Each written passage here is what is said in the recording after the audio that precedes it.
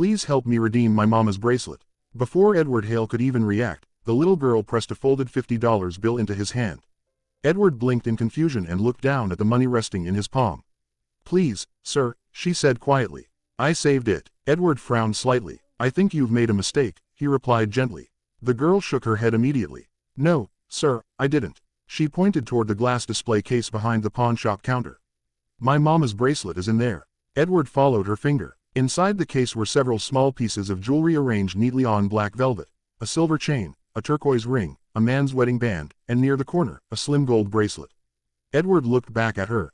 I'm sorry, he said calmly, but I don't know you. I just walked in here. I came to look at a few old items the owner sometimes gets. He held the $50 bill out toward her. You should take this back. But the girl didn't move. Instead, she gently pushed his hand back toward him. No, sir, she said. You keep it. Edward studied her face for a moment. Why would I keep your money? So you can help me. Behind the counter, the pawn shop owner let out a slow sigh. She came in about 15 minutes ago, Frank said, leaning his elbows on the glass. Says she wants to buy the bracelet back. The girl quickly opened the small cloth pouch she was holding. Coins spilled across the counter. Quarters, dimes, nickels, and a few wrinkled $1 bills. I have more, she said quickly. See, Edward glanced down. How much is all that? $87.23, she said carefully. I counted it 3 times. Frank shook his head. The bracelet's $800. The girl lowered her eyes briefly. I know. Edward leaned slightly against the counter, studying her. What's your name? Annie. And where's your mother right now? At home, she said softly. Looking for work. Edward nodded slowly. And why exactly do you think I should help you? Annie blinked at him. Well, because you look like someone who could. Edward glanced at the bracelet again. Kid, he said gently. Do you know how many people ask me for help every week? Annie shook her head. A lot. Edward nodded. A lot, he repeated. People with stories, people who need money, people who are in trouble. He lifted the $50 bill slightly. And I don't know who you are. The girl stayed quiet. So tell me something, Edward continued calmly. If I help you, what do I get in return? Frank looked up, curious now. Annie thought for a moment. Then she said quietly, my mama smiling again. The answer hung in the air. She hasn't smiled the same since she sold it, Annie continued. She thought I was asleep last night, but I heard her crying. She said the bracelet was the last proof her life used to be beautiful. Annie whispered, but we needed the rent money. Edward exhaled slowly. You walked here alone? Yes, sir. It's only 5 blocks. You shouldn't be walking around by yourself. Annie shrugged. Sometimes kids have to fix things when grown-ups can't. For a moment, no one spoke. Then Frank cleared his throat. Actually, he said, reaching under the counter. There's another problem. Edward looked up. Frank unlocked the display case and carefully lifted the gold bracelet out. He held it in his palm. Guy called about this piece earlier, Frank said. Collector said he might come by before closing. He placed the bracelet on the counter between them. So if nobody here can buy it, Frank continued, glancing from Edward to the girl, I'm probably selling it tonight. Annie's eyes widened. But that's my mama's, she said softly. Frank shrugged. Kid, in this place, everything used to belong to somebody. Edward slowly reached forward and picked up the bracelet. The gold felt cool against his fingers. He turned it slightly, studying the thin links. It was simple, elegant, clearly worn often. The metal had that smooth shine that only came from years against someone's skin. Then he flipped the clasp over, and everything inside him stopped. Tiny letters were engraved along the inside curve. EM, always choose love. The pawn shop disappeared around him. Memories suddenly rushed back. Rain on a university sidewalk, a young woman laughing beneath a shared umbrella, a velvet box opening in his trembling hands, the bracelet sliding onto her wrist. Edward slowly lifted his eyes toward Annie. His voice had changed when he spoke. Kid, he paused. What did you say your mama's name was? Edward Hale still held the bracelet when Annie said the name, Marissa Brooks. The gold links trembled slightly between his fingers, but Edward heard none of it. All he heard was the name Marissa. He lowered his eyes to the inside of the clasp again. EM, always choose love. The engraving was small, almost hidden. Only the person wearing the bracelet, or the person who had given it, would ever think to look there. Edward had ordered it himself 18 years ago, back when he still believed courage and love were the same thing. Mr. Hale. Frank Rivers's voice pulled him halfway back to the room. Edward blinked. What? Frank leaned forward slightly over the counter. You look like you just saw a ghost. Edward didn't answer right away. Instead, he looked at Annie. You said your mother's name is Marissa Brooks. He asked again. Yes, sir. Brooks, not Carter anymore. Of course not, he thought. 18 years was enough time for a person to build an entirely new life. Annie glanced between Edward and the bracelet. You know her. Edward hesitated. I knew someone named Marissa, he said carefully. A long time ago. Frank rubbed his chin. Well, whoever she is, she sold the bracelet fair and square, he said. And like I told the kid, somebody else already asked about it today. Annie's shoulders tightened. Edward looked at the pawn shop owner. How serious was the buyer? Frank shrugged. Sounded interested. Said he collects vintage pieces. Might stop by before closing. He nodded toward the bracelet in Edward's hand. So if nobody here can buy it, I'll probably sell it tonight. Annie looked as if someone had pulled the air out of the room. But that's my mama's, she whispered. Frank sighed. Kid, in this place, everything used to belong to somebody. Annie stared at the bracelet again. Edward turned the bracelet slowly between his fingers. You said your mother sold it because of rent, he asked. Annie nodded. She lost her job last month. What kind of job? She worked nights at a nursing home. Frank nodded. That's right. She mentioned that when she came in. Annie looked up again. She said it was only temporary, the girl added quietly. But the rent still came. What happened when she sold it? Edward asked. Annie nodded slowly. She keeps touching her wrist now, Annie said, like it's still there. Edward felt the memory hit him like a sudden gust of cold wind. Marissa laughing under a street light. Marissa holding her wrist up, admiring the bracelet the night he had given it to her. Marissa saying she would never take it off. He swallowed. What did she tell you about the bracelet? He asked. Annie looked down at the glass counter. She said someone gave it to her when the world still believed in her. Frank let out a soft whistle. Well, he muttered. That's one way to remember a man. Edward didn't react. Instead, he looked at Annie again. You came here to buy it back yourself. Yes, sir. With this? He asked, gesturing toward the coins and the $50 bill. Annie nodded. I counted it 3 times. Edward studied the small pile of money. $87 and change. The entire fortune of a 6-year-old girl. Kid, he said gently. That bracelet costs $800. I know. You're not even close. I know. Edward paused. Then why did you come? Annie lifted her head. Because if nobody tries, then it's really gone. Frank leaned against the counter again. Can't argue with that logic. Edward looked down at the bracelet once more. The gold links caught the fluorescent light in soft reflections. 18 years. He had not seen Marissa in 18 years. Not since the day ambition and fear had convinced him that love was something a man could postpone until later. Later, he had learned, rarely arrived. Edward took a slow breath. Frank, he said. Yeah, how much did you loan her for it? Frank scratched his chin. $300. And the buyback price is $800, with the interest and holding time. Edward nodded once. Then he reached into the inside pocket of his coat. Frank noticed immediately. Well now, the pawn shop owner said carefully. Looks like we're getting somewhere. Edward pulled out his wallet. Annie watched the movement with wide eyes. You're buying it? She asked quietly. Edward looked down at her. I'm buying it back. Annie's face lit up with hope. Really? He didn't answer her yet. Instead, he turned to Frank. I'll pay the buyback price. Frank straightened slightly. You sure? Edward placed several crisp bills on the counter. I'm sure. Frank counted quickly. $800. He slid the bracelet's small box across the counter. Well, the old man said, looks like the bracelet's going home.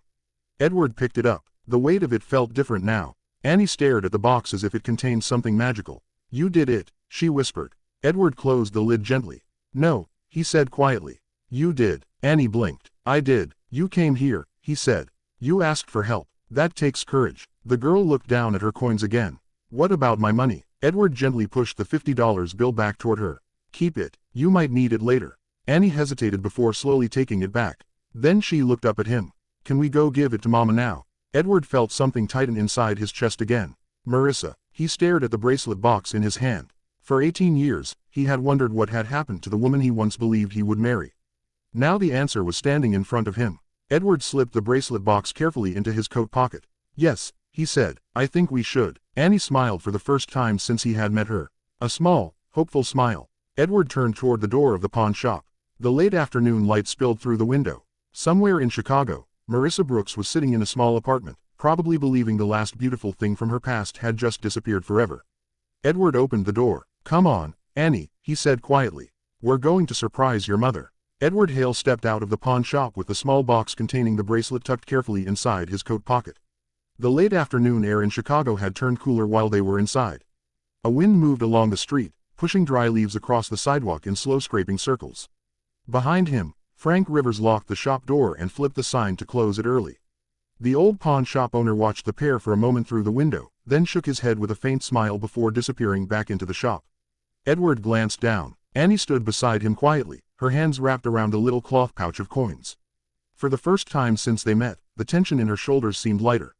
"You really bought it," she said. Edward nodded once. "Yes." Annie looked toward the street as if trying to imagine how the moment would look when her mother saw the bracelet again. "She's going to be surprised," Annie said. Edward gave a faint smile. "I think you're right." They began walking down the block together. Traffic moved slowly along the avenue, and the sky above the buildings was turning the pale orange color that meant evening was not far away. After a few steps, Annie looked up at him. "Do you know my mama well?" she asked. Edward kept his eyes forward for a moment before answering. "I knew her a long time ago." "How long?" "Before you were born." Annie nodded thoughtfully, as if that explained more than it probably did. "My mama doesn't talk about the past much," she said. "That doesn't surprise me." Annie tilted her head. "Why?" Edward considered the question. "Sometimes people keep certain memories quiet," he said slowly, "because those memories matter too much." Annie accepted that explanation without argument. They walked another half block before she spoke again. "When she sold the bracelet," Annie said, "she told me something." "What was that?" she said. "Some things aren't just jewelry. They're proof that someone once believed in you." Edward felt the words settle deep in his chest. "Yes," he said quietly. "That sounds like something she would say." They reached the corner and waited for the pedestrian light to change. Cars rolled past in steady lines, their headlights beginning to flicker on as dusk crept across the city. Annie studied Edward carefully. "You didn't tell me your name," she said. He looked down at her. "Edward. Just Edward." He almost laughed. "Just Edward is fine." Annie nodded. "My name's Annie," she said again, as if making sure the introduction was complete. "I remember." The crosswalk signal flashed white. They crossed the street together. For a few minutes, neither of them spoke. Edward's thoughts drifted somewhere far behind him, back through years he had tried not to revisit. Marissa standing outside a campus bookstore, arguing with him about which novel was the greatest American story ever written. Marissa sitting across from him in a diner booth at midnight, laughing so loudly the waitress had told them to quiet down. Marissa holding her wrist up under a street light the night he had given her the bracelet.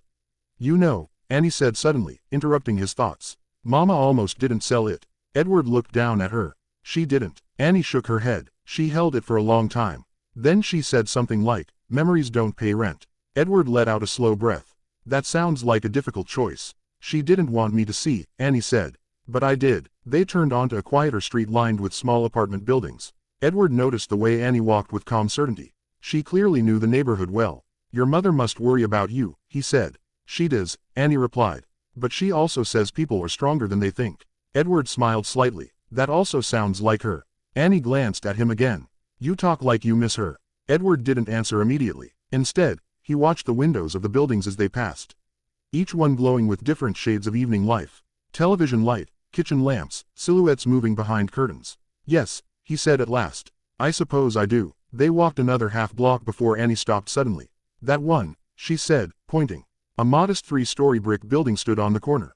The paint around the entrance door had begun to peel, and the mailbox panel beside it was slightly crooked, but the windows were clean, and a small potted plant sat on the second-floor ledge.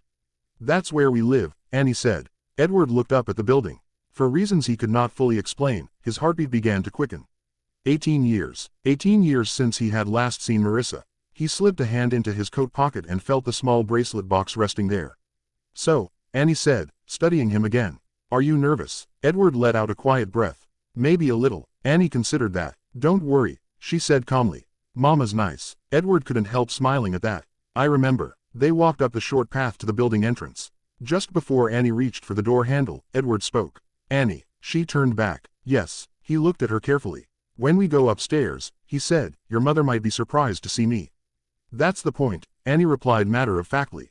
Edward nodded. "Yes," he said softly. "I suppose it is." Annie pushed the door open. Warm air from the hallway drifted outside. Edward followed her in, his pulse beating steadily in his chest. Somewhere above them, in one of those small apartments, Marissa Brooks was waiting without knowing it. And after 18 years, Edward Hale was about to see her again. Annie climbed the stairs with the calm confidence of someone who had walked them 1,000 times. Edward followed a step behind her, his hand still resting inside the pocket of his coat where the small bracelet box lay. Each step up the narrow staircase felt heavier than the one before it. The hallway smelled faintly of laundry detergent and cooking rice. Second floor. Annie stopped in front of apartment 2B. She turned back to him. "You ready?" she asked. Edward let out a quiet breath. "I'm not sure." Annie seemed to think about that for a second. "Mama says sometimes the right thing feels scary before it feels good." Edward nodded slowly. That sounds like her. Annie knocked twice. Inside the apartment, footsteps moved across the floor. Edward felt his heart begin to pound harder than it had in years. The door opened. Marissa Brooks stood there. For a moment, none of them spoke. Marissa looked exactly as Edward remembered her and completely different at the same time. Her hair was pulled back loosely, a few strands falling across her forehead. She wore a simple gray sweater and dark jeans, and there was a tiredness in her eyes that hadn't been there 18 years ago. But the expression in those eyes, the quiet strength, the way she held herself, none of that had changed. Her gaze moved first to Annie. "Annie," she said, surprised. "I thought you were in your room." Then she noticed Edward. Everything in her expression froze. Edward saw the exact moment she recognized him. Her eyes widened slightly. Edward. His name left her lips like something she had not expected to say again in this lifetime. "Yes," he said quietly. For several seconds, neither of them moved. Annie looked between them. "You know each other," she said with obvious satisfaction. Marissa's attention snapped back to her daughter. "Annie, where have you been?" she asked, her voice gentle but firm. "I turned around and you weren't in the apartment." "I went to the pawn shop," Annie said simply. Marissa blinked. "You what?" Edward saw the realization spread across her face like a slow wave. "The bracelet," Marissa whispered. Annie nodded. "I didn't want it to be gone." Marissa looked down at her daughter with a mixture of disbelief and tenderness. "You shouldn't have gone out by yourself." "I wasn't alone," Annie said quickly. Edward helped. Marissa's eyes lifted to him again. Edward slowly reached into his coat pocket. "I think this belongs to you," he said. He placed the small box into her hand. Marissa stared at it without opening it. Her fingers trembled slightly. Edward, you didn't have to open it," Annie said. Marissa hesitated before lifting the lid. The gold bracelet rested inside. For a moment, she simply stared at it. Edward watched her, carefully. The room was silent except for the faint ticking of a clock somewhere in the kitchen. Marissa touched the bracelet gently. Then she closed her eyes. "I thought it was gone," she said quietly. Annie smiled. "I told you we'd get it back." Marissa knelt down and wrapped her arms around her daughter. "You're something else, you know that," she said softly. Annie leaned into the hug, but looked over her mother's shoulder at Edward with a proud expression. Edward felt something warm and painful at the same time settle in his chest. After a moment, Marissa stood again, still holding the bracelet. "You bought it?" she asked him. "Yes. You shouldn't have." Edward shrugged slightly. It seemed important. Marissa looked down at the bracelet again. "I didn't sell it because I wanted to," she said quietly. "I know." She looked up at him, surprised. "You know." Edward nodded once. "I heard the story." Marissa exhaled slowly. Annie watched both of them carefully, sensing the strange weight in the room, even if she didn't understand it. "You two look like people in a movie when they see each other after a long time," Annie said. Edward almost laughed. Marissa shook her head slightly. "It has been a long time. 18 years, Edward sighed. Marissa raised her eyebrows. "You kept count." "I tried not to." She studied him for a moment. "You look successful." Edward glanced around the small apartment. "I look like someone who made different choices." Marissa didn't reply immediately. Instead, she slipped the bracelet around her wrist again. The clasp clicked softly into place. For the first time since Edward had arrived, a genuine smile touched her face. Annie noticed immediately. "See," she said proudly. "You smile different." Marissa brushed a hand through Annie's hair. "You really did all this?" Annie nodded, and Edward helped. Marissa turned toward him again. "Thank you." Edward shook his head. "You should thank her." Marissa looked down at Annie. "I always do." The evening light coming through the window softened the room. Edward suddenly realized something. Annie had her mother's eyes. The same shape, the same steady way of looking at the world. Marissa noticed the direction of his gaze. "What?" she asked quietly. Edward hesitated. Then he said something he had not planned to say. "Annie reminds me of someone I used to know." Marissa held his gaze for a long moment. "I'm sure she does." Annie looked between them again. "You two talk like there's a big story," she said. Marissa sighed softly. "There is. Can I hear it?" Marissa smiled. "Maybe someday." Edward looked at the bracelet on her wrist again. "Some stories take time to tell," he said. Annie nodded thoughtfully. "That's okay," she said. "We have time." Edward wasn't so sure, but for the first time in 18 years, the possibility didn't feel impossible anymore. Marissa set a kettle on the small kitchen stove while Annie pulled 2 chairs toward the narrow table by the window. The apartment was modest, but it was tidy in the careful way of people who respected the things they had because there were not many of them. A soft lamp glowed near the couch. A stack of library books sat beside it. Edward remained standing near the doorway for a moment, taking in the room quietly. Nothing about the place was extravagant. A worn rug, a small wooden table with 3 mismatched chairs, a refrigerator covered with magnets and drawings that Annie had clearly made herself. But there was something else in the room, too. Warmth. Marissa noticed him standing there. You don't have to stay by the door, she said gently. You're not a stranger. Edward gave a small smile. I'm not sure that's entirely true. Sit, she said, pulling out a chair. He obeyed. Annie climbed into the chair across from him and rested, her chin in her hands like a detective studying a mystery. So, she said, you two knew each other before I was born. Marissa poured hot water into 3 cups. Yes. How? Marissa glanced at Edward. That's a long story. Annie's eyes brightened. Those are the best kind. Edward leaned back slightly in the chair. You always liked stories? He asked her. Annie nodded proudly. Mama says every person is a walking story. Marissa handed Edward a mug. I still say that. The warmth of the tea seeped through the ceramic cup into his hands. Edward hadn't realized how cold his fingers had been until that moment. For a few seconds, they sat quietly. Finally, Marissa spoke again. I didn't expect to see you again, she said. Edward nodded slowly. Neither did I. Annie looked between them. Was it a bad goodbye? Marissa smiled faintly. No, just an unfinished one. Edward looked down at the bracelet on her wrist. The gold links caught the lamplight softly. You kept it all these years, he said. Marissa followed his gaze. Yes. Why? She gave a small shrug. Because it reminded me that once, someone believed I deserved beautiful things. Edward felt that sentence land in his chest like a quiet weight. Annie watched them both. You still believe that, she said matter-of-factly. Marissa smiled at her daughter. Sometimes children see things more clearly than adults. Edward nodded. That's definitely true. Annie leaned closer. So tell me something, she said. When you gave Mama the bracelet, were you already rich? Edward laughed softly. No. How rich were you? I owned a car that only started on the second try. Annie considered that. That's not rich. No, he agreed. Marissa chuckled. He used to claim the car had personality. Edward shook his head. It did. You named it. Everyone names their car when it breaks down every week. Annie giggled. The sound filled the small apartment in a way that made the room feel lighter. Marissa looked at Edward again. You really didn't have to buy the bracelet. Edward shrugged slightly. Maybe not. $800 is a lot for something that technically already belonged to me once. He glanced toward Annie. Your daughter convinced me. Annie straightened proudly. I did. Yes. How? Edward leaned forward slightly. You reminded me that some things are worth fixing, even if they're old mistakes. Marissa's eyes softened. For a moment, neither of them spoke. Then Annie tilted her head.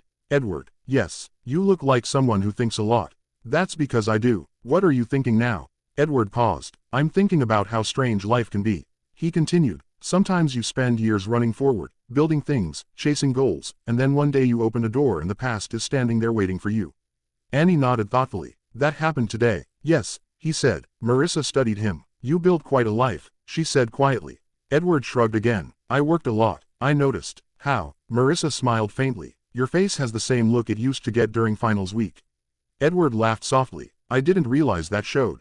It always did. Annie raised her hand like she was in school. I have a question. Edward pointed at her. Go ahead. Did you two break up because of something big?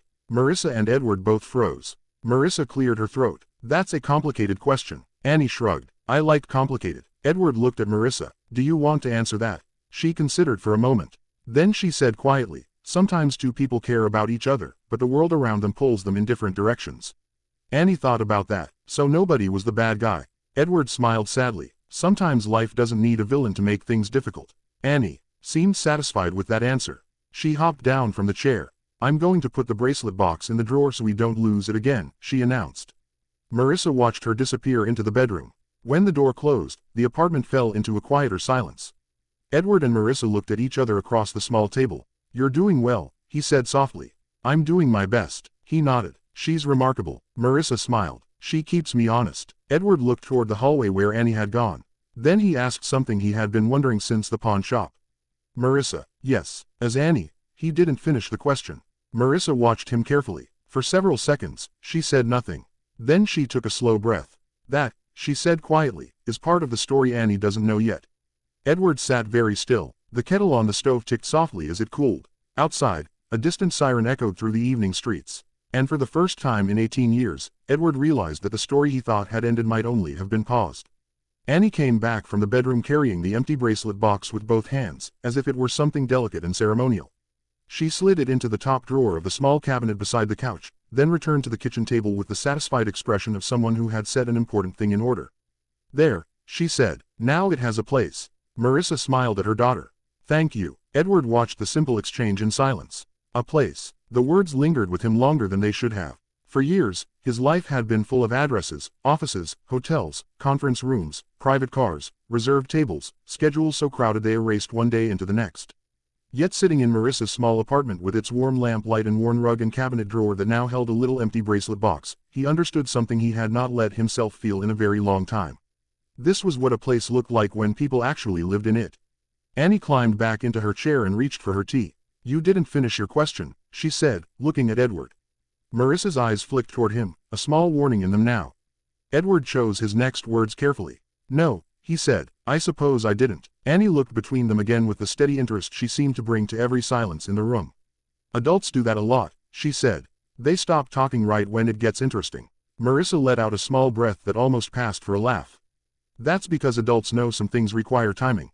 Timing is just waiting with extra steps," Annie replied. Edward smiled despite himself. Marissa shook her head. "Where do you get these lines?" From listening, Edward saw it. "I believe." For a moment, the conversation softened again.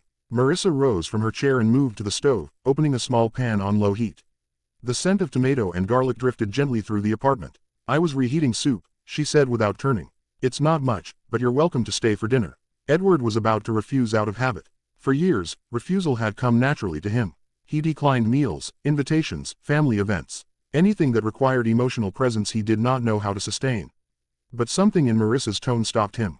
It was not obligation. It was not politeness. It was something quieter, a door left open just enough. "I'd like that," he said. Marissa nodded once, still facing the stove. Annie looked delighted. "Good. Mama's soup is better when people eat it." "It's canned tomato soup with grilled cheese," Marissa said. "That's still better when people eat it," Annie replied. Edward leaned back in his chair, studying the apartment more openly now. There was a framed photograph on the far shelf of Marissa holding Annie on a beach, the lake behind them silver under summer light. Beside it sat a school certificate with Annie's name on it and 3 gold stars in the corner. On the refrigerator, tucked under a magnet shaped like Illinois, was a handwritten list in neat dark ink. "Call landlord. Submit application. Check library hours. Milk, rice, eggs. Ordinary life," he thought. Not easy life, but ordinary life. The kind he had once wanted before he convinced himself ambition was more urgent. Marissa set bowls on the table and moved with the same graceful efficiency he remembered from long ago. She had always done small things with care, as if care itself were a form of dignity. Annie took the plates of grilled cheese and carried them one by one to the table. "Careful," Marissa said. "I know." Edward watched them work around each other without a wasted word. There was rhythm there, familiarity, the easy choreography built from years of making a life together inside narrow margins. He suddenly felt like a man standing outside a window he had once dreamed of entering. When they finally sat down, Annie folded her hands for a second. "Can we say thank you first?" Marissa gave her a soft smile. "Of course." Annie bowed her head. "Thank you for soup and sandwiches, and for bringing the bracelet back, and for not letting today turn into a bad day." She lifted her head again. "Amen." Edward looked down at his bowl, unexpectedly moved. Marissa broke her sandwich in half. "She makes up her own prayers." "They're honest," Annie said. "They are." They began to eat. For several minutes, only the sound of spoons and the faint scrape of plates filled the apartment.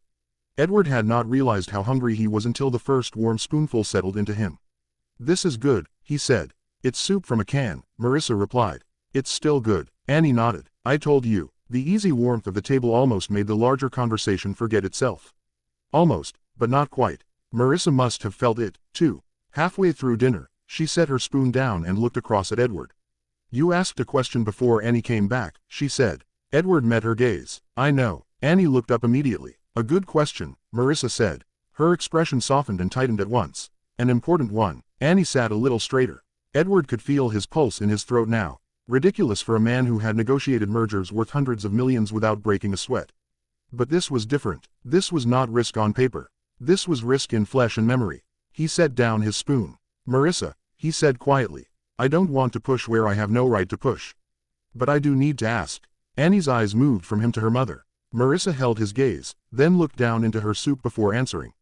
"I always knew this moment might come," she said softly. "I just didn't think it would come through a pawn shop." Annie frowned. "That sounds like a sad joke." Marissa smiled faintly. "A little." Then she straightened in her chair and turned her attention fully to Edward. "When I left," she said, "I was already pregnant." The room went utterly still. Edward felt every part of him lock in place. He had imagined the possibility the moment he truly saw Annie. The shape of her eyes, the timing, the impossible pull he felt standing across from her. But imagination was one thing. Hearing the truth was another. Annie looked from one face to the other, sensing the shift, even if she could not fully name it. Marissa continued, her voice calm, almost too calm. I tried to tell you. Edward's breath left him slowly. What? She nodded twice. I never got anything. He stared at her. I know that now, she said. At the time, I thought you had. Your reasons. A dull ache opened in his chest. What happened? Marissa leaned back slightly, as though she had carried this answer so long that speaking it aloud required her to set it down with care. I called your apartment, she said. Your roommate told me you'd moved out. I wrote a letter to your office internship in New York. It came back unopened. She lifted one shoulder. After that, your mother's assistant called me and suggested very politely that I stop embarrassing the family. Edward shut his eyes for a moment. He could picture his mother's world with painful clarity. The smooth voices, the closed doors, the invisible machinery of exclusion dressed up as civility. When I didn't hear from you, Marissa said, I made the mistake of believing the silence was your answer. It wasn't. Edward saw it immediately. Her eyes found his again. I know that now, too. But back then, I had a child on the way and no room left in my life for, maybe. Annie set her sandwich down. Are you talking about me? No one answered right away, not because they wanted to deceive her, but because the truth had entered the room too quickly for either adult to decide where its edges should stop. Marissa reached for Annie's hand. We're talking about the time before you were born. Annie accepted that for the moment, though her face made it clear she understood more than they hoped. Edward looked at Marissa, and when he spoke, his voice was lower than before. You should have told me. The moment the words left him, he knew how unfair they sounded. Marissa heard it, too. I tried, she said. Not sharply, just truthfully. And then I got tired of knocking on doors that stayed closed.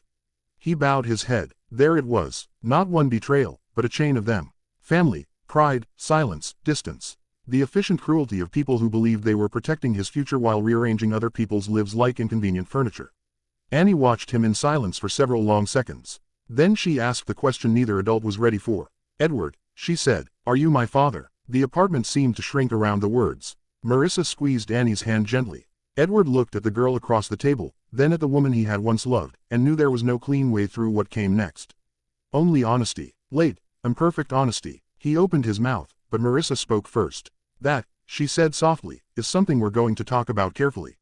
Annie nodded once, not satisfied, but willing to wait. It was a mature kind of patience, and somehow that made the moment harder. Edward looked at her and saw it all at once. The years he had not known, the birthdays he had not attended. The scraped knees, the school mornings, the nights of soup and worry and library books and careful prayers. An entire life had unfolded without him, and he had not even known where to grieve it. I would like, he said, choosing each word with care, to talk about it the right way. With your mother, and with you, if that's all right. Annie studied him, then nodded slowly. That sounds fair. Marissa looked at him for a long time after that. Not forgiving, not accusing, just seeing him. Perhaps more clearly than she had in years. Outside, night settled fully over the street. Inside, 3 bowls sat on a small kitchen table under a warm light, and the truth at last had begun to take its seat among them. The apartment was quiet after Annie's question. Not the comfortable quiet from earlier when they were eating dinner, but a deeper silence, the kind that arrives when truth finally steps into the room and no one is quite sure where to place it. Annie watched both adults carefully. Edward sat very still at the small kitchen table, his hands folded together as if he were holding something fragile between them. Across from him, Marissa had not let go of Annie's hand. Outside, a car passed slowly down the street. Its headlights slid across the apartment wall and disappeared. Finally, Annie spoke again. You didn't answer. Her voice wasn't demanding. It was patient. Edward looked at Marissa first. She held his gaze for a long moment, then nodded slightly. Not permission, but acknowledgement that the moment could not simply be avoided. Edward turned his attention back to Annie. I didn't answer, he said quietly, because questions like that deserve the truth. Not something rushed. Annie seemed to accept that explanation, though her eyes remained steady. Do you think you might be? She asked. Edward breathed in slowly. Yes, he said. The word hung in the air. Annie did not react dramatically. Instead, she leaned back in her chair and studied him in the same thoughtful way she had been studying the world since he met her in the pawn shop. I wondered, she said. Marissa blinked in surprise. You did. Annie shrugged slightly. Well, you two look at each other like people who already know the ending of the same story. Edward felt something tighten in his throat.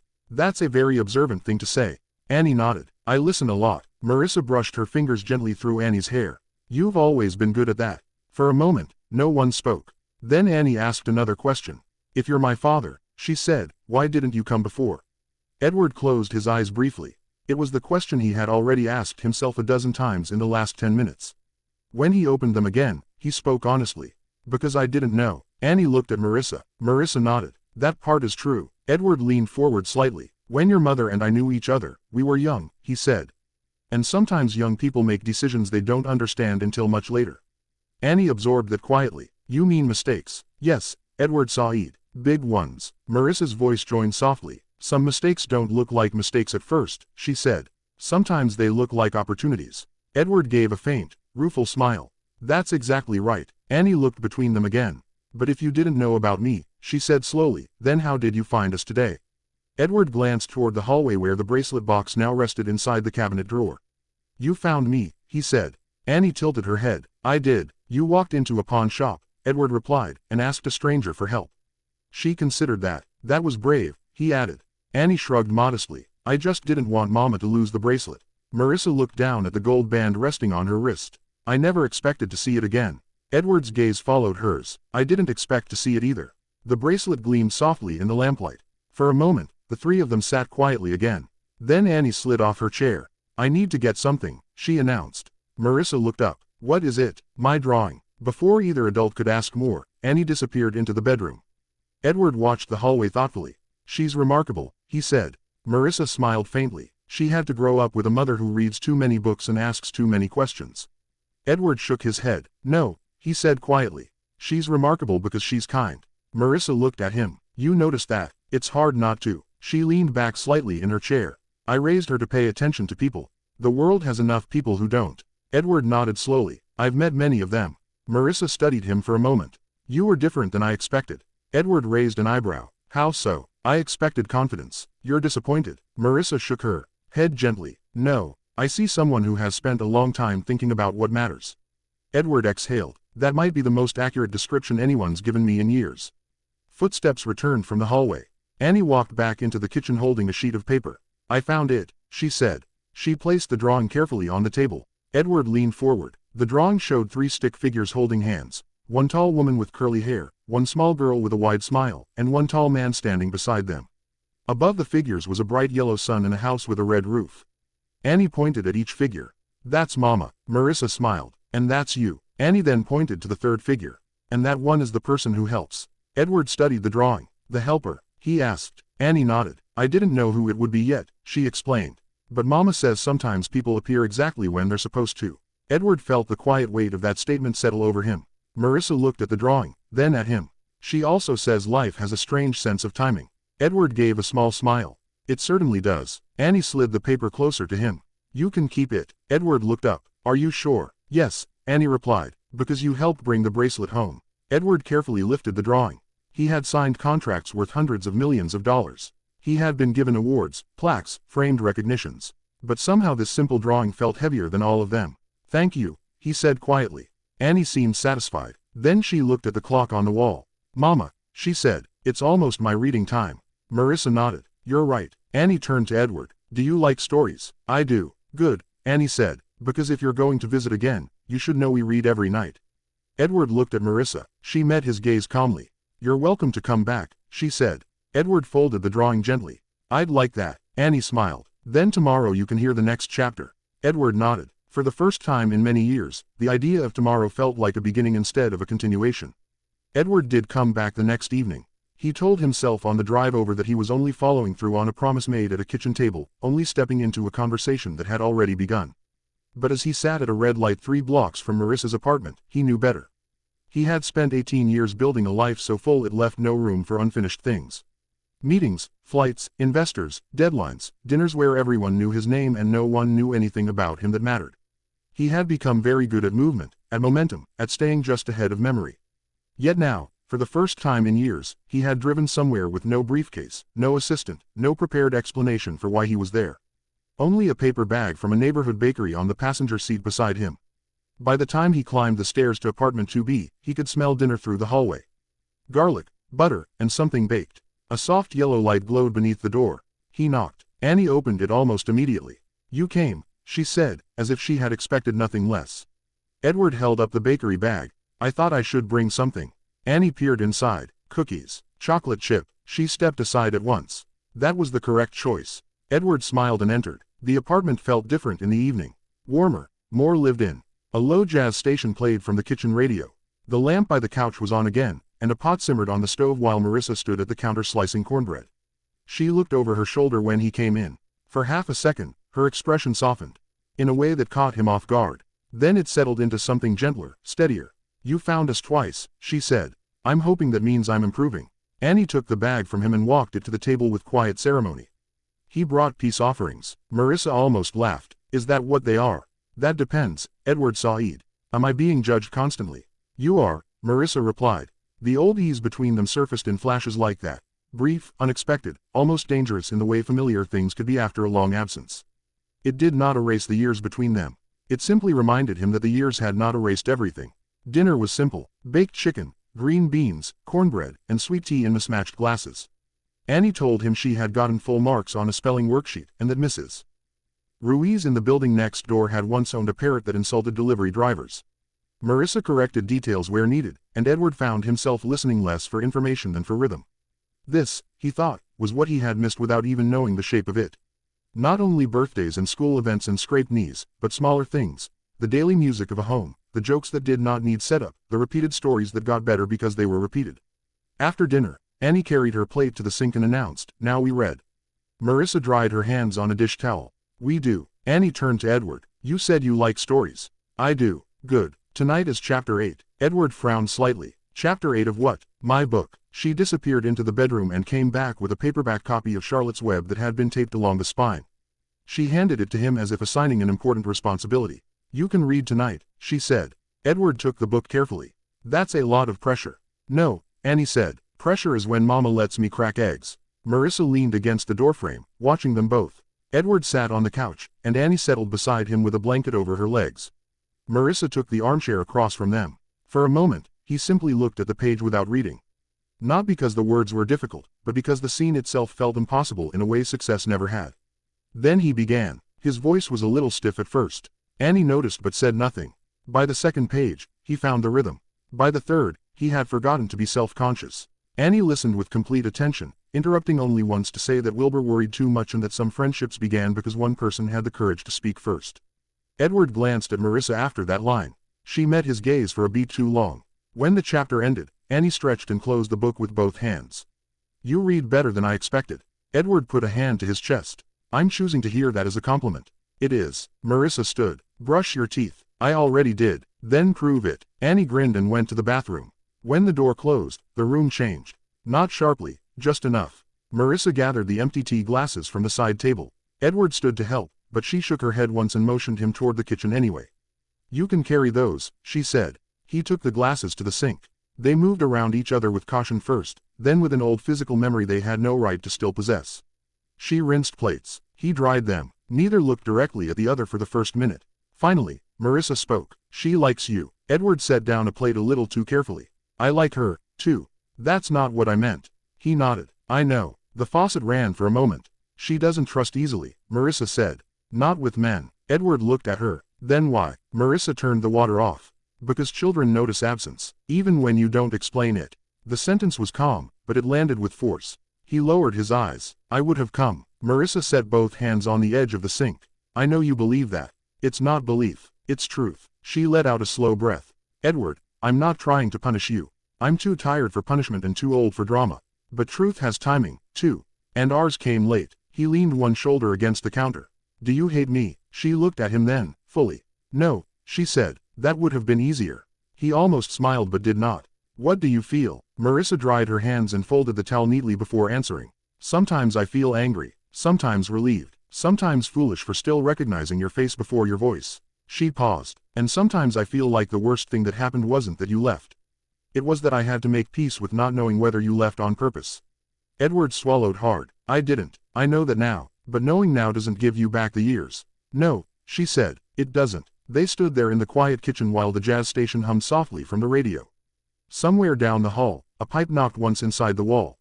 Edward spoke more carefully than before. "What does Annie know?" Marissa looked toward the bathroom.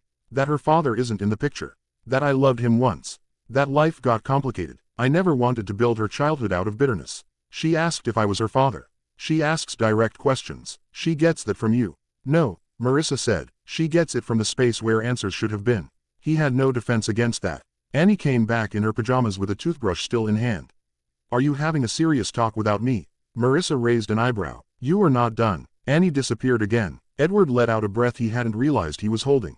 Marissa looked at him, more gently now. She doesn't need everything at once. I know. She needs steadiness. He nodded. I can do that. Can you? The question was not cruel. That made it harder. Edward answered honestly. I don't know yet, but I know I want to try. Marissa studied him in silence. Not the man he had been at 22. Not the one from magazine covers or charity galas or glass offices high above the city. Just him, standing in her kitchen with a dish towel in his hand and more regret than he had words for. At last, she said, trying is not the same as staying. I know. Annie returned a third time, triumphant.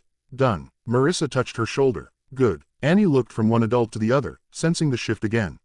Did I miss the sad part? Edward answered before Marissa could. We were just talking about how some stories need more than one chapter. Annie seemed satisfied with that. That's true. She climbed onto the couch and tucked the blanket around herself again. You can stay a little longer if you want, she told Edward. Mama likes company more than she admits. Marissa gave her a look. Annie pretended not to notice. Edward sat back down on the couch. Then I'll stay a little longer. And when Annie, sleepy now, leaned against the cushion near him and began talking about a school project involving a paper sunflower, Edward realized the decision forming in him was no longer abstract. He did not only want answers. He wanted presence. Not one dramatic gesture. Not money. Not rescue after the fact. Presence. The kind that arrived on ordinary evenings with cookies from a bakery and stayed long enough to read chapter 8. When he finally rose to leave an hour later, Annie walked him to the door. Are you coming back tomorrow? She asked. Edward looked up at Marissa, who stood a few steps behind her in the hallway light, then back at Annie. If your mother says it's all right. Annie turned immediately. Mama. Marissa held his gaze for a moment, then nodded once. Yes, she said. Annie smiled. Then tomorrow. Edward stepped into the hallway carrying nothing except his coat and the folded drawing Annie had given him the night before, now tucked safely inside his wallet. Tomorrow. For the first time in years, it did not feel like a date on a calendar. It felt like a chance. Edward did not sleep much that night. He returned to his apartment downtown long after the city lights had settled into their quiet rhythm. The building lobby greeted him with its usual marble floors, soft lighting, and polite nods from the night concierge. Everything there was polished, controlled, predictable, but none of it followed him upstairs. Instead, the small apartment on the south side of Chicago stayed in his mind. The warm light in Marissa's kitchen. The sound of Annie's voice reading along with him. The bracelet glinting on Marissa's wrist again after nearly disappearing from her life. Edward loosened his tie and set it on the counter. He reached into his wallet. The drawing Annie had given him slid out. 3 stick figures holding hands. A tall woman, a small girl, and a third figure labeled in careful pencil letters, the helper. Edward sat down slowly. For most of his life, he had been called many things. Founder, investor, executive, strategist. Newspapers liked words like visionary and billionaire. But never that one, helper. The simplicity of it unsettled him more than any headline ever had. He placed the drawing on the kitchen island and stared at it for a long time.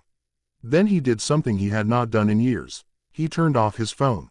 No messages, no calendar alerts, no late-night investor questions. Just silence and memory. Marissa laughing in a diner booth when they were 20. Marissa rolling her eyes at his terrible driving. Marissa holding out her wrist the night he had given her the bracelet. And now Marissa, standing in a modest kitchen 18 years later, steady and tired and still somehow stronger than the world had been fair to her. Edward leaned back in the chair. I missed everything, he said quietly to the empty apartment. The words felt heavy, but not hopeless. Because Annie had said something earlier that evening. Sometimes people appear exactly when they're supposed to. He had dismissed it at first as the kind of optimistic philosophy children invented. Now he wasn't so sure. Across the city, in the small brick building where Marissa lived, Annie was also still awake. Her bedroom lamp glowed softly beside the bed while she lay under a blanket reading the last page of Charlotte's Web again. Marissa leaned in the doorway. You should be asleep. I will be. That's what you said 20 minutes ago. Annie closed the book slowly. Mama. Yes. Edward is my father, isn't he? Marissa did not answer immediately. Instead, she walked into the room and sat on the edge of the bed. Annie watched her calmly. You always say questions deserve honest answers, Annie added. Marissa nodded. I do. So. Marissa brushed a hand gently through Annie's hair. Yes, she said quietly. Annie absorbed the answer with surprising calm. I thought so. You did. You both look at each other like people who remember the same music. Marissa smiled faintly. That's a poetic way of saying it. Is that why you never told him about me? Marissa took a slow breath. I tried, she said. What happened? He didn't get the message. Annie considered that, so nobody was trying to be mean. No, just life being messy. That's a good way to describe it. Annie looked at the ceiling. Are you mad at him? Marissa thought for a moment. No. Are you happy he came back? That question took longer. Yes, Marissa admitted. Annie smiled at that. Good. Marissa raised an eyebrow. That's all you're going to say? Annie nodded. Well, also that he reads better than Mrs. Alvarez. Marissa laughed softly. That's quite a review. Annie rolled onto her side. Is he going to come again tomorrow? Yes. Good. Annie pulled the blanket up to her chin. Mama. Yes. You're smiling again. Marissa hadn't noticed. Her hand drifted unconsciously to the bracelet around her wrist. The gold links felt familiar again. Comforting. I suppose I am, she said. Across the city, Edward stood by his apartment window, looking down at the lights of Chicago. For 18 years, he had believed his life had followed a straight path forward. Now he realized something else entirely. The path had curved, and somehow it had brought him back to the one place he never expected to return. Not a boardroom, not a deal, not success, a small apartment, a bracelet, a child reading bedtime stories, and a woman who once knew him before the world changed him. Edward folded Annie's drawing carefully and placed it back in his wallet. Then he picked up his phone again, not to check messages, not to answer emails. Instead, he opened his calendar. For the first time in many years, he began deleting things. Meetings, dinners, trips. One by one, he cleared the next evening entirely. Then the one after that, because for the first time in his life, something more important had appeared. And it wasn't a business opportunity. It was time. Time to learn the story he had missed. Time to decide whether the word Annie had written under the stick figure, helper, was just a child's drawing, or the beginning of the man he might still become. The next evening arrived with a light rain that turned the Chicago sidewalks dark and glossy under the street lamps. Edward parked a block away and walked the rest of the distance with his coat collar turned up against the damp wind. In his left hand, he carried a paper sack from a grocery store, fresh bread, strawberries, a small carton of milk, and a box of tea Marissa had once loved in college and probably had not bought for herself in years. He almost laughed at himself climbing the stairs to apartment 2B. A man who had negotiated billion-dollar deals was suddenly nervous about bringing groceries to a woman he had not seen in 18 years. When Annie opened the door, she looked at the bag first. You brought practical things, she said. Edward stepped inside. Is that good or bad? It means you've been thinking. Marissa's voice came from the kitchen. Annie, let him come all the way in before you inspect his intentions. Edward rounded the corner and saw Marissa at the counter slicing apples. She wore a soft blue sweater tonight, and the bracelet rested at her wrist as naturally as if it had never left. The sight of it still caught him off guard. I wasn't sure what to bring, he said, setting the groceries on the table. Marissa glanced into the bag. Tea, you used to like it. You remember that. I remember a lot more than I should. Annie took the strawberries out and inspected them with approval. These are expensive strawberries. Edward raised an eyebrow. You can tell, Annie said. We only buy them when they're on sale. Marissa gave her daughter a look, but not an unhappy one. Edward felt once again the blunt force of the life he had missed. Not as an abstract tragedy, but in these tiny, practical truths.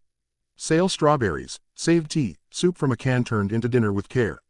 He had lived so long in a world where price existed only as a number that he had forgotten how often it shaped a person's choices before the day even began.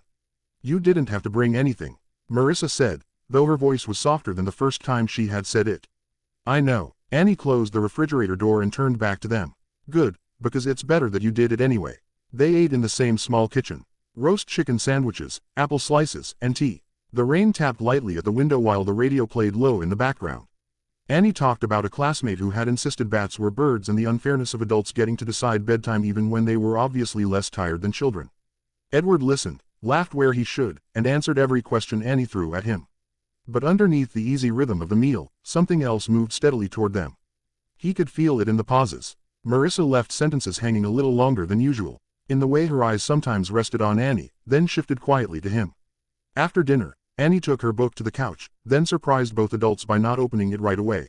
I have a question before reading time, she said. Edward set down his cup. All right. Annie looked at him directly. Are you going to disappear? Marissa drew in a slow breath but said nothing. Edward did not answer quickly. He knew better now than to rush where honesty was required. No, he said at last.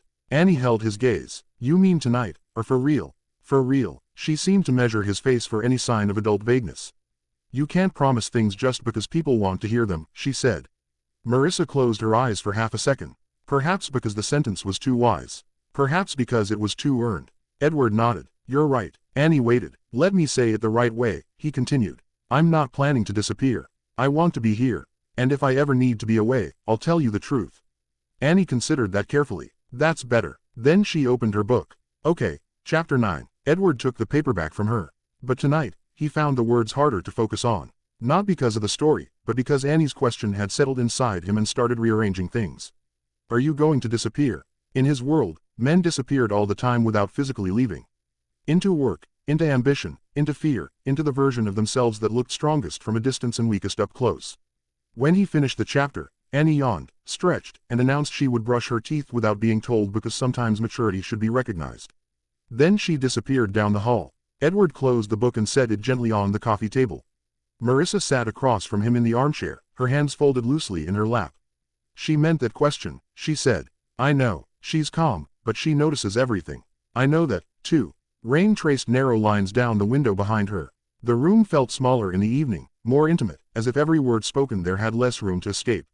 Edward leaned forward slightly. Marissa, I need to ask you something. All right, what do you want from me? She looked at him for a long moment, almost sadly. That's a very Edward question. He gave a faint, humorless smile. Meaning you still think in terms of solutions, deliverables, outcomes. She tilted her head. Life doesn't always work that way. Then answer it however you want. Marissa let out a quiet breath. I want steadiness for Annie. She paused. And I want honesty for myself. He nodded slowly. I can give you honesty. Can you give her steadiness? The question landed harder than it should have. Perhaps because he knew it was fair. He looked down at his hands. I'm trying to build my life around the possibility that I can. Marissa's expression changed at that. Not softened exactly, but something in it listened more closely.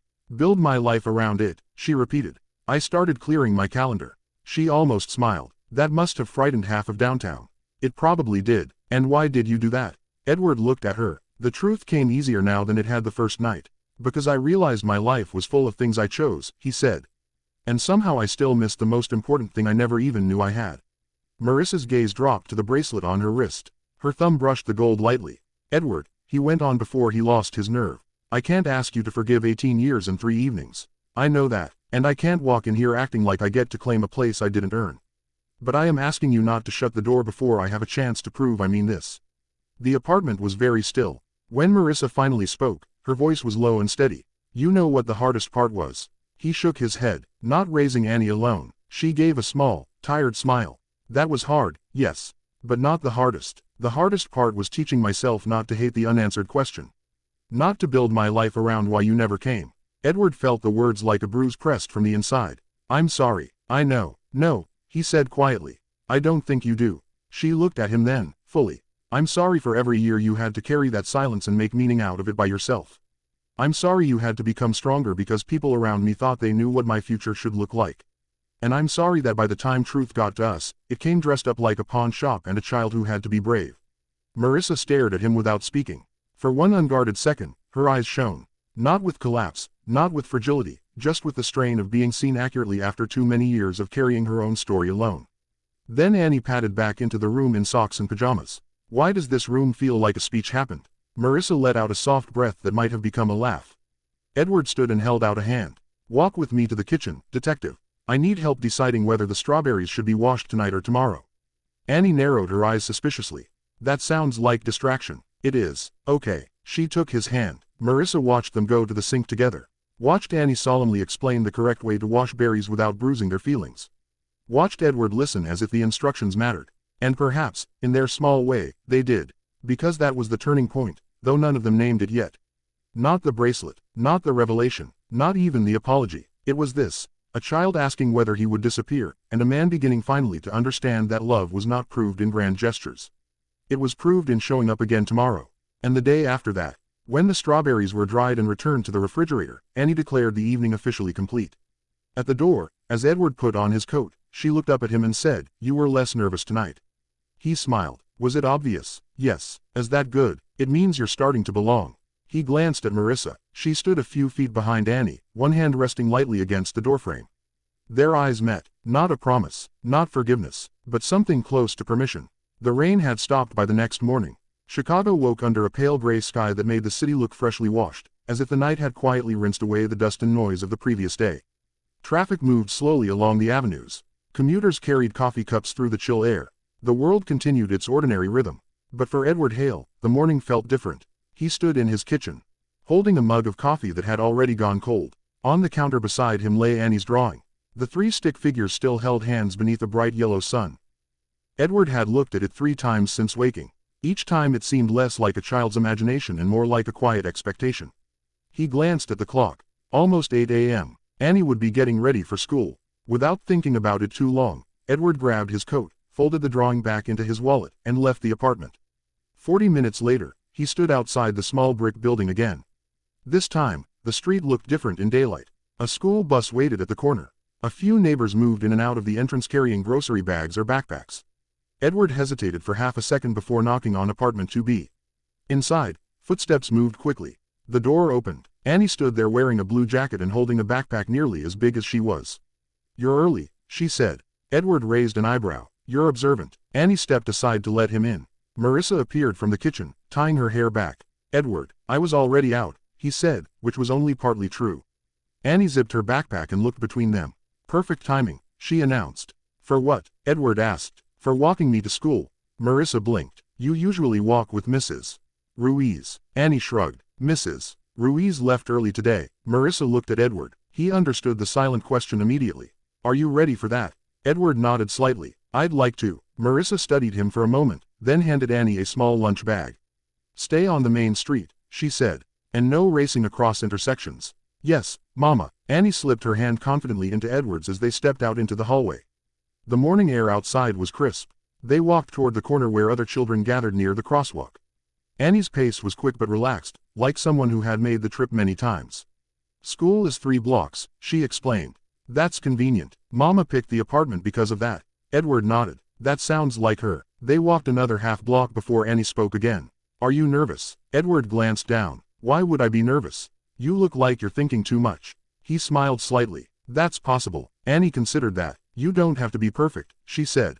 Edward looked surprised. "I know, but adults act like they do sometimes." Annie kicked a small pebble along the sidewalk as they walked. "I just want you to keep showing up," she said. The simplicity of the sentence stopped him for a moment. "I plan to." Annie nodded as if she had expected that answer. At the crosswalk, a few other children stood waiting with backpacks and lunchboxes. One boy waved to Annie. "That's Daniel," she whispered. "He thinks dinosaurs could beat sharks." Edward nodded seriously. "That's an ongoing debate." "Yes." When the crossing light turned white, Annie looked up at Edward. "You can let go now," she said. "Why?" "Because I'm almost at school." He released her hand slowly, but Annie didn't step away immediately. Instead, she looked at him carefully. "You're really my father, right?" Edward didn't avoid the question this time. "Yes." Annie nodded once. "Okay." That was all she said.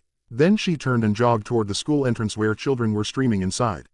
Halfway up the steps, she stopped and looked back. Edward was still standing on the sidewalk. She waved, not dramatically, just once. Then she disappeared through the school doors. Edward stood there for a long moment after she was gone. A strange mixture of joy and grief moved through him at the same time. Joy that he had walked her to school at all. Grief that it was the first time. A voice behind him broke the moment. "She usually waves twice." Edward turned. Marissa stood on the opposite side of the street. "You followed us," he said. She crossed toward him. "I always watch until she goes inside." Edward nodded slowly. "That makes sense." They stood side by side on the quiet sidewalk. The morning sun pushed through the clouds just enough to light the school windows. "She likes you," Marissa said. "She's giving me a chance." "That's the same thing for Annie." Edward looked toward the school entrance. "I should have been here years ago." Marissa shook her head gently. "Regret is useful only if it changes what you do next." Edward considered that. "And what should I do next?" Marissa looked at him with calm clarity. "Stay." He nodded once. "I can do that." They stood there another minute, watching the school doors. Then Marissa turned toward home. Edward walked beside her. For the first time in 18 years, the future did not feel like something he had to conquer. It felt like something he had to build carefully, patiently, one morning at a time. Edward began coming by often after that morning. Not every visit was long.